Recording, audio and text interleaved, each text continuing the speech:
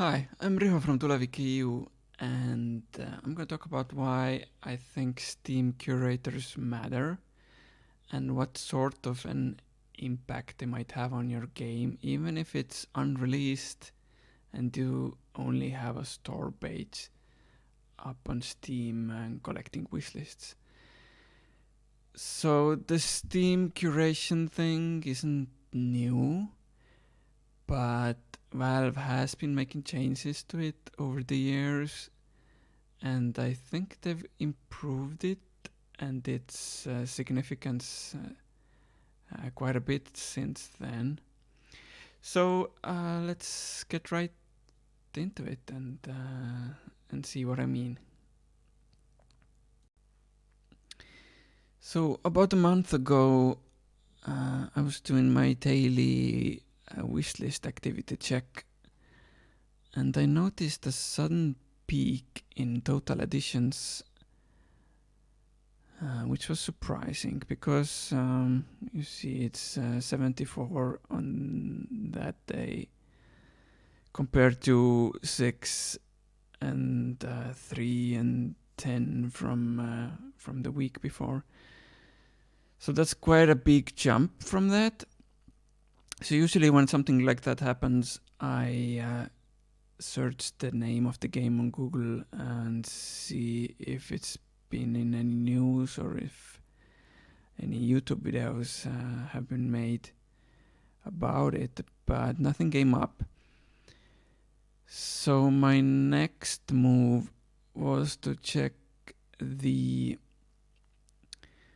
separate page for traffic analysis of the game, and as I saw, a lot of the traffic was coming from front page, and a lot of the impressions that the game was getting were from the front page of the Steam, which was very surprising again. Breaking it down, it was coming from something called recommended by a suggested curator, and more than 95% were coming from there. So I tried to find out what kind of a curator had added my game, because I hadn't sent any keys out or anything. Plus, since the game is still unreleased, I didn't really know it was a thing anyway. So Steam has this page. I guess I can put it down in the comments below or in the description. So this page shows who has curated your game, and you just need to enter the app ID of that game in the URL. So this curator called Gaming Taylor, who has 35,000 followers, had added my game, and looking more into it, he's someone who seems to curate a lot of games almost daily, sometimes even a bunch of games per day, and some of them are unreleased, some of the ones that he adds into his list. So Office Management 101 just so happened to be one of the games that he had added to his list, and the next days brought even more wish lists and even more traffic. So after that it was 104, 109, 113, and then it kind of dropped again. which kind of makes sense since the curator was still adding new games to his list, and I guess Steam started to push those games then. We can also check some of the traffic stats from the next few days.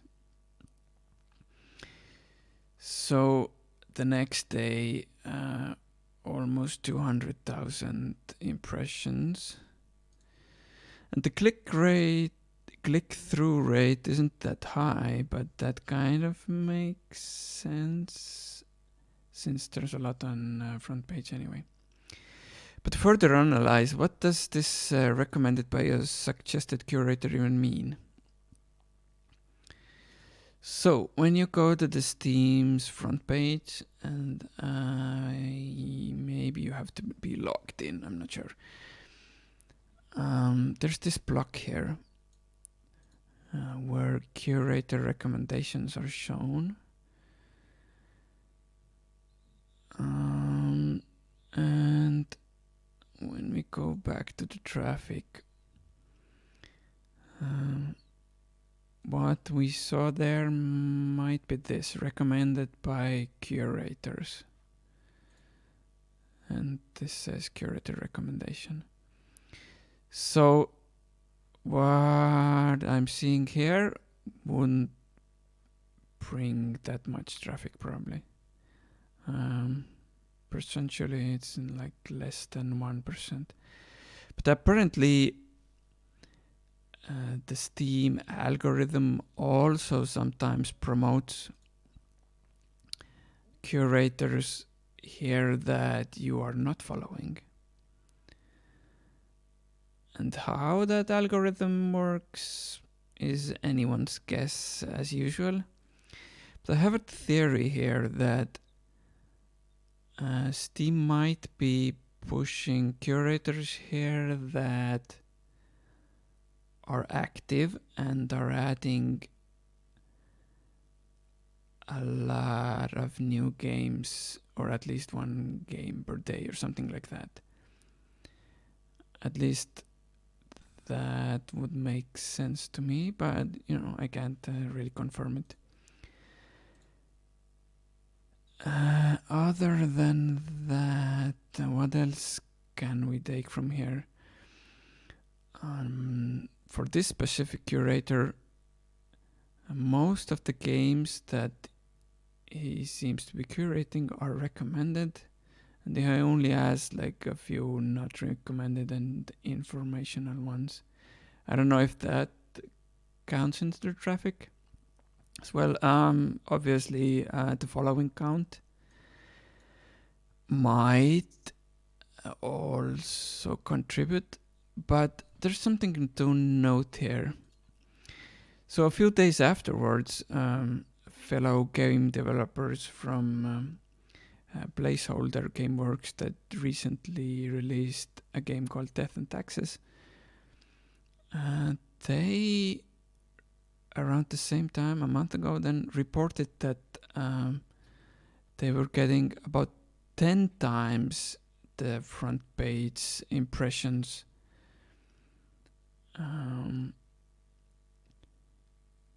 compared to my game from this curator who only has like a little over 2,000 followers.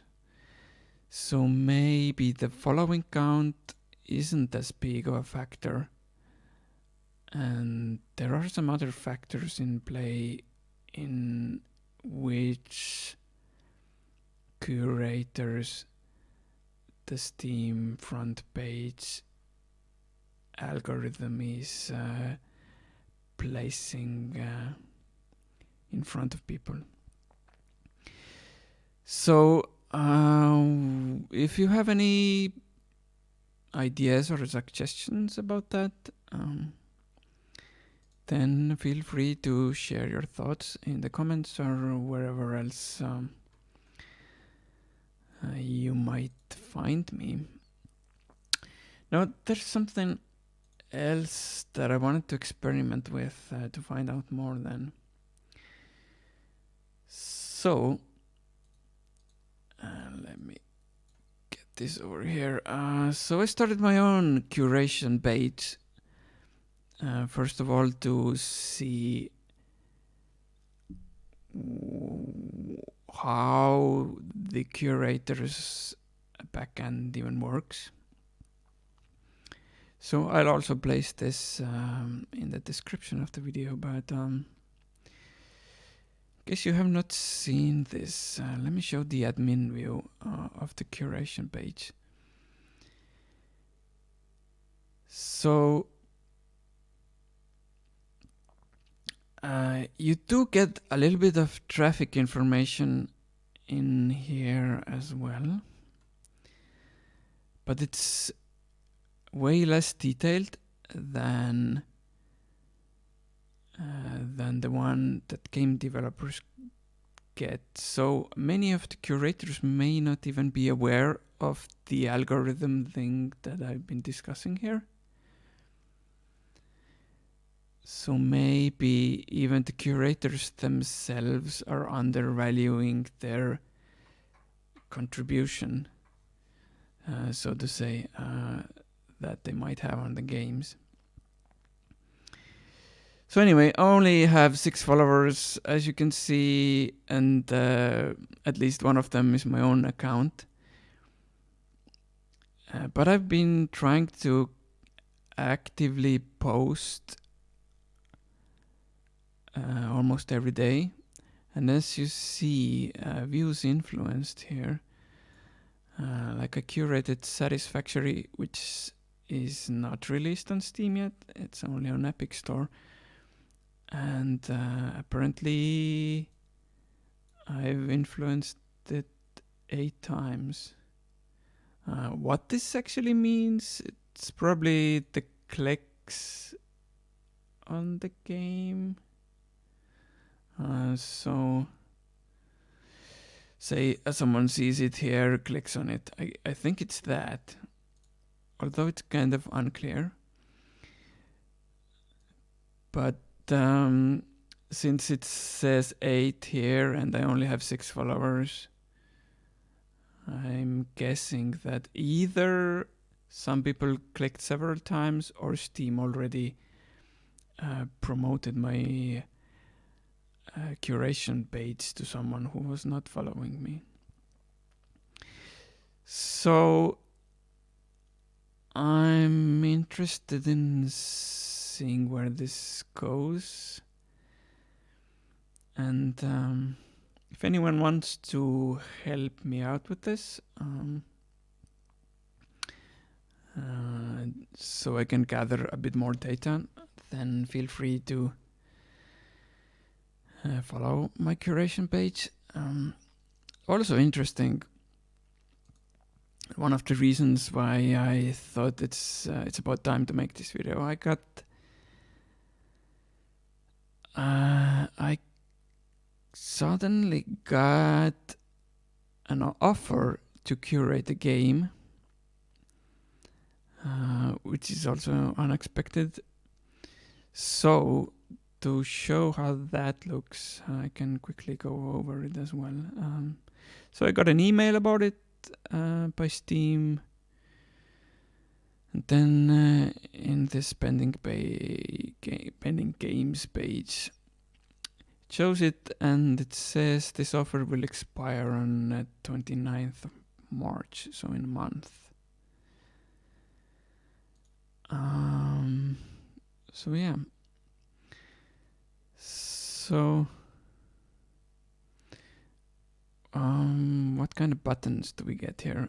Just accept. I get it in my library, which would be interesting because I don't have any games on this specific account, on my company account. You can ignore it. The other curators in my group can access it, which isn't the thing since I'm the only one managing this curation page.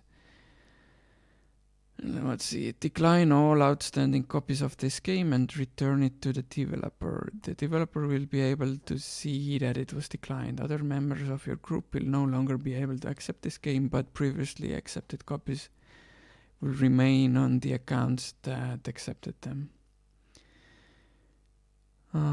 So, I'm not sure what I'm gonna do with this game. I mean,